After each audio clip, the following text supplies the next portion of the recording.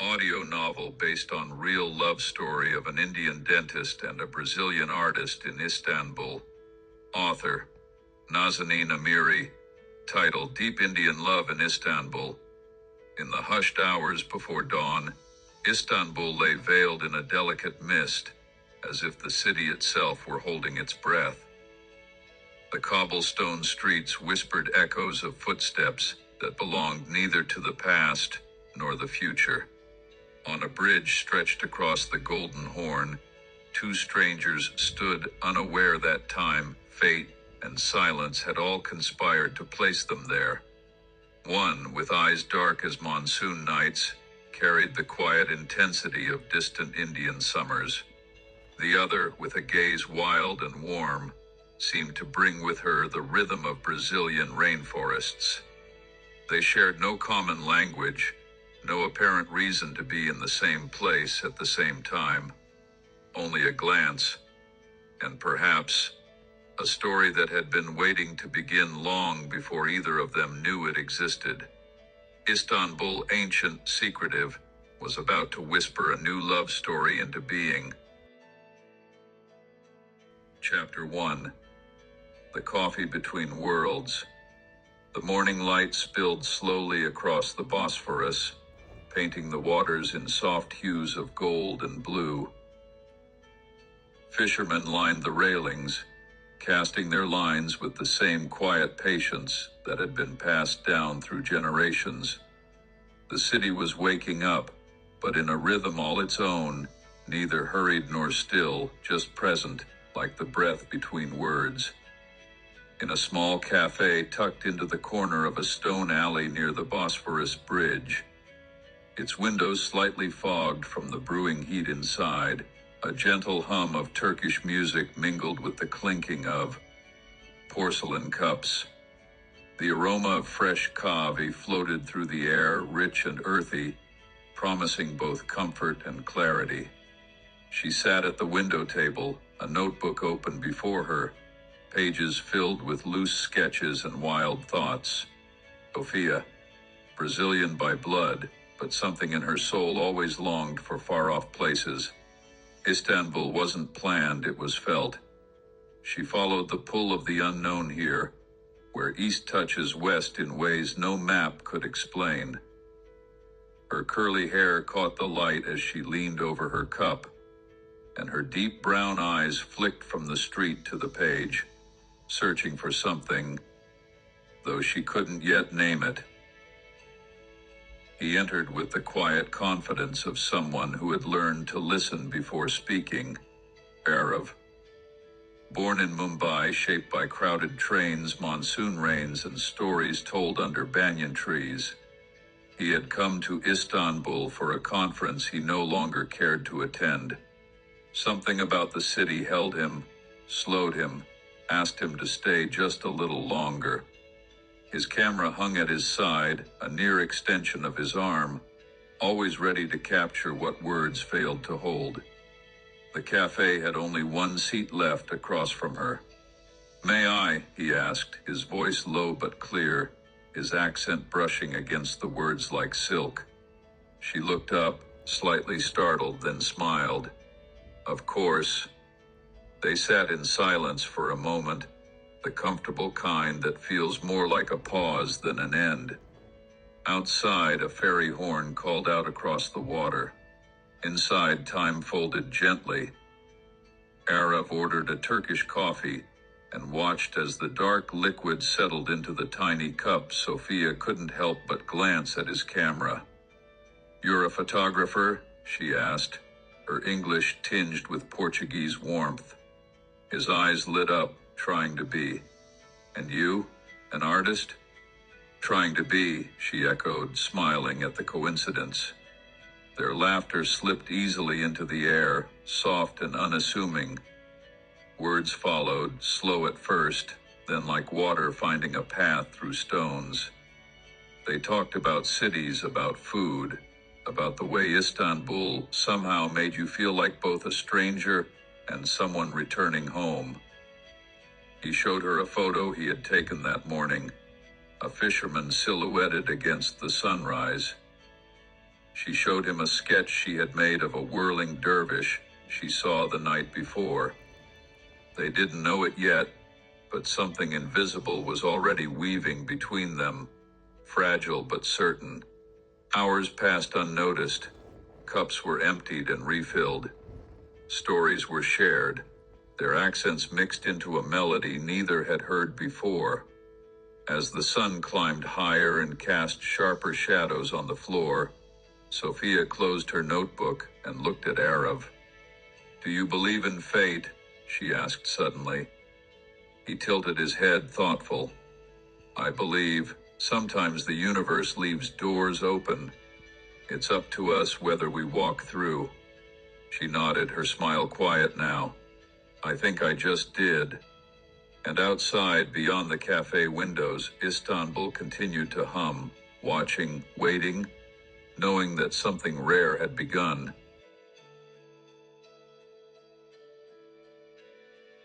Chapter 2. Wandering Hearts. The sun had begun its slow descent, casting long shadows across the cobbled alleys of Karakoy. The city, always caught between the sacred and the chaotic, seemed to soften in the golden hour. Minarets pierced the sky, the call to prayer drifting gently over rooftops like a lullaby meant for the soul. Arav and Sophia walked side by side, still not entirely sure what had brought them together, or what was keeping them close. But neither questioned it. Some things aren't meant to be explained. They're meant to be felt. They passed by street vendors selling roasted chestnuts, the smoky sweetness filling the air. Children played near the steps of an old mosque, their laughter echoing off stone walls older than memory. Everything around them felt more vivid, more awake, like the city was performing just for them. "Have you ever been here before?" Sophia asked, tilting her head to look up at Arav. "No," he replied, "but somehow it doesn't feel new." She nodded, understanding him in a way that surprised even herself.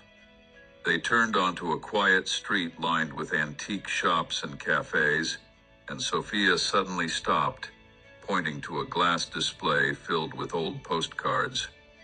"I love these," she said, stepping closer. "They're like frozen moments, voices from the past." Arav picked one up. It showed a faded image of the Bosphorus Bridge under a purple sky. The back was blank, no message, no address. "Maybe it was waiting for the right story," he said, handing it to her. She smiled and slipped it into her bag without a word. As twilight began to settle, they climbed the steep path toward Galata Tower. The city unfolded beneath them, rooftops stacked like forgotten poetry, boats cutting through the water below, lights blinking to life one by one. Istanbul glowed, not like something lit, but like something alive. They reached the top, breathless, not just from the climb, but from the moment. Sophia leaned on the stone railing, her curls dancing in the breeze. "I didn't expect today to feel like this," she whispered. Arav stood beside her, his hand resting near hers, close enough to feel her warmth. "Maybe we don't choose the days that change us." She looked at him then, really looked into the quiet weight behind his eyes, the calm depth he carried. And for a second, she wasn't afraid of whatever this was becoming. He pulled out his camera but didn't lift it. "What are you doing?" she asked. "Sometimes," he said, "you have to live the moment instead of capturing it." And so they stood there, two wanderers from opposite corners of the world, wrapped in the golden silence of a city that had seen it all, and yet still believed in first meetings, in chance, in magic. Chapter 3. 3 days, 1 breath. The 3 days passed like a dream suspended in golden light, neither night nor day, just a continuous flow of moments stitched together by laughter, touch, and something unspoken that pulsed quietly between them.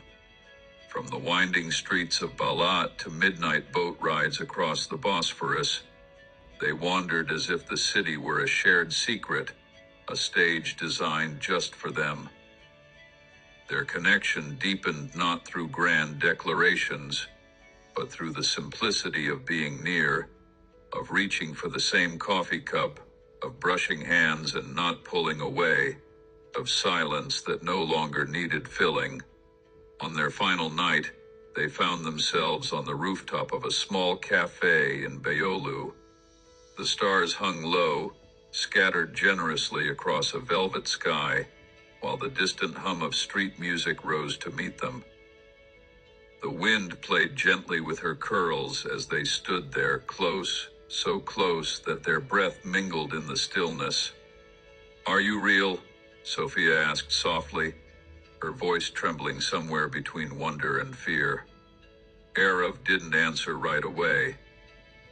He reached up, brushing her cheek with the back of his fingers, slow, reverent, like he was touching something sacred. "I think I saw you once in a dream," he murmured, "before I ever knew you were waiting for me here." And then came the kiss, not sudden, not urgent. It was quiet and sure, the kind of kiss that felt like a promise more than a question. Their lips met with aching softness, as if the universe had held its breath just for this. That night, they walked across the Bosphorus Bridge, hand in hand. City lights danced on the water, and even in their silence, the air between them buzzed with everything they weren't saying. By the third day, the airport felt too bright, too loud, too far from everything they had built in such a short, fragile span of time. Sophia tried to hold back her tears, but the shimmer in her eyes betrayed her. Arif set his bag down and leaned his forehead against hers. "Will you really come?" she asked, her voice barely more than a breath. He smiled, wiped the single tear that slipped down her cheek with the pad of his thumb. "I already booked my flight, 2 weeks from now. São Paulo." Her eyes lit up, disbelieving. "You're serious?" Arif placed a soft kiss on her forehead, lingering for a heartbeat longer than necessary. "I've never been more serious. Since I met you, nowhere else has felt like home." And as he walked away toward his gate, she stood still, one hand over her heart, smiling through tears, the kind of smile stitched from both love and longing. Istanbul faded behind them, not just as the city where they met, but as the place where two wandering souls collided, and something quietly beautiful began. Chapter 4. The Price of Distance. Love, he learned, wasn't always instant or easy. It was often quiet and patient, living in the spaces between plans and the weight of real life. Arif had returned to Istanbul with a heart full of fire and a pocket almost empty. As a final-year dental student, he was already stretched thin, late-night study sessions, clinical rotations, exams stacked one after another. But the thought of Sophia waiting on the other side of the world made every sleepless night feel like a step toward her. He wanted to board the next plane to Brazil, but reality had a different rhythm. Flights were expensive, life was expensive, and so Arif made a promise to himself. He would finish his degree, work every spare hour he could, and save every lira until he could see her again, not for a few days, but for real. He took on weekend shifts assisting in dental clinics, translated medical articles for foreign students, even photographed weddings on the side. Every job added something to his savings, and every day added to the ache of missing her. They spoke often, sometimes in the early morning light when Istanbul was just waking up and Sao Paulo was falling asleep. Other times, their conversations came in the form of long, soul-spilling voice messages, shared laughter over grainy video calls, or simply a photo, a cup of coffee, a view from a window, a page from her sketchbook, a smile. There were moments he wanted to give up, not on her, but on the weight of waiting. But then her voice would reach him through the noise of it all, steady and warm. "I'm here. Just a little longer." 6 months passed like a slow-burning candle, melting with quiet determination. And finally, as spring returned to Istanbul, so did his chance. His final exam was behind him. His degree was in hand. The envelope of savings was full enough. And one warm April afternoon, Arif stood at the same airport where they had said goodbye, not with a heavy heart this time, but with a full one. This time he wasn't chasing a dream. This time he was going home to her. Chapter 5.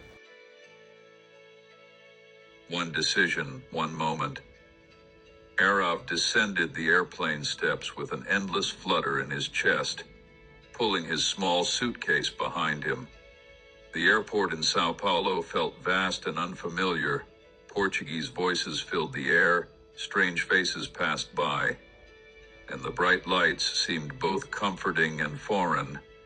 But amidst the chaos, there was only one thing that stood clear in his mind. Sophia, the girl with the radiant smile and eyes full of life, waiting for him in the corner of the terminal. Their eyes locked the moment they spotted each other. Everything else faded. Arif rushed toward her, as if he'd been waiting forever for this moment. When they finally came together, time seemed to stand still. Neither of them could stop smiling. "You really came," Sophia whispered, her voice trembling with disbelief. Arif didn't answer right away. He simply pulled her into an embrace, pressing a soft kiss to her forehead. 2 days into Arif's stay in Brazil, they found themselves sitting together, speaking about the future. What began as a hesitant conversation quickly turned into a decisive one. They both realized life was too short to wait any longer. "Why wait?" Arif asked, his eyes filled with excitement and certainty. "We've already found each other. Isn't that enough right now?" Sophia closed her eyes, taking a deep breath. "I think so too. Why not make this moment the beginning?" Just days later, they made a simple yet profound decision to marry. There was nothing extravagant about the ceremony, just love and honest moments. Their families, each on opposite sides of the world, were present via video call. Sophia's family in Brazil and Arif's family in India joined the celebration through WhatsApp, watching the small ceremony unfold live. The ceremony was filled with laughter and tears, as families who were thousands of miles apart shared in the joy of their union. Arif and Sophia stood before each other, holding hands, while the voices of their loved ones echoed through the screen, offering their blessings from afar. In the moment when Arif took Sophia's hand and said, "I will always be with you," she surrendered her heart to him. Love that had crossed seas and mountains, transcended cities and languages, and now, in this simple yet deeply meaningful moment, was made eternal. The ceremony was brief, but the love was endless. They knew that nothing could ever separate them again. Final chapter, a new beginning. Years had passed since that first meeting in Istanbul, the city that had brought them together. The memories of those early days, full of uncertainty and excitement, now felt like a lifetime ago. Arif had become a respected dentist, his practice flourishing in Sao Paulo, and Sophia, who had once dreamed of her art and design career, now ran her own successful studio, blending her love for creativity with the beauty of motherhood. The small apartment they had once rented together in the heart of the city was no longer small. It had grown, just like their love, filling the spaces with laughter, shared memories, and the sound of a life fully lived. Now, they were preparing for the most important change of all. Sophia had just entered her second trimester, and the news of their child had transformed their lives in ways neither of them had imagined. Arav, ever the practical one, had taken to researching everything about pregnancy, attending every doctor's appointment, and meticulously preparing their home for the new arrival. But Sophia, her heart full of excitement and a little fear, was just trying to stay grounded, feeling the changes within her body and heart as she imagined the future they were about to create together.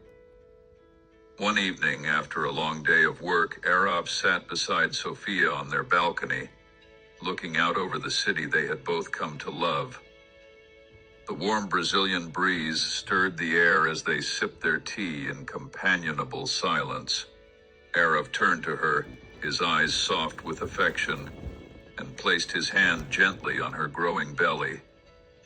"I can't believe we're going to be parents," he whispered, a smile spreading across his face. "It feels like everything we've worked for, everything we've dreamed about, is finally falling into place." Sophia leaned her head against his shoulder, feeling the steady beat of his heart. "I always knew I would find you," she said softly. "But I never imagined this, our own little family, our own little world."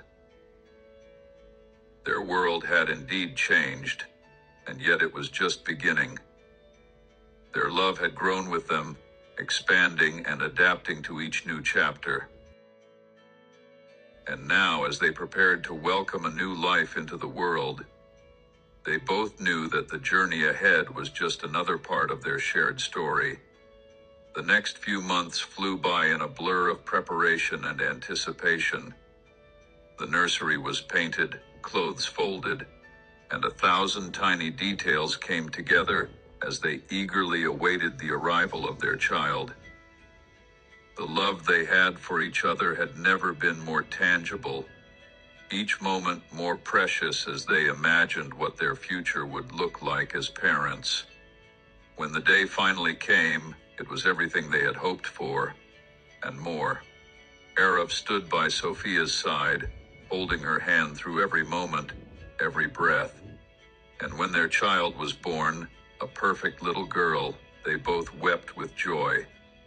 The feeling of holding their daughter for the first time was indescribable, a culmination of all the love, sacrifices, and dreams they had shared.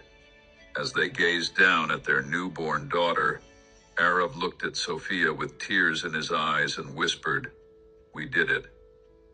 This is just the beginning." And as they sat there holding their child, their hearts full of love and gratitude, they knew that no matter what life held next, they would face it together as a family. From Istanbul to Sao Paulo, their journey had come full circle. But in truth, it was only just beginning.